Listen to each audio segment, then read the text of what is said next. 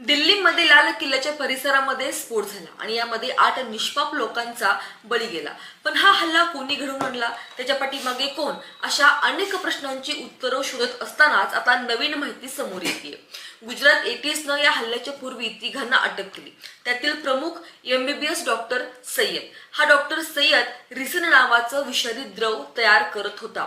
आता हे विषारी द्रव इतकं घातक द्रव आहे की याची 1.78 मिली मात्रा सामान्य माणसाला मरण्यासाठी पुरेशी असते। आता या रिसिन नावाचं रासायनिक विष तो तयार करून माणसांना श्वासामार्फत किंवा पाण्यामार्फत पसरवण्याचा त्यांचा मोठा कट होता आणि याद्वारे एक मोठा दहशतवादी कट ते योजित होते, जेणेकरून हजारो लोकांचा मृत्यू याच्या मार्फत होईल असा एक दहशतवादी कट होता।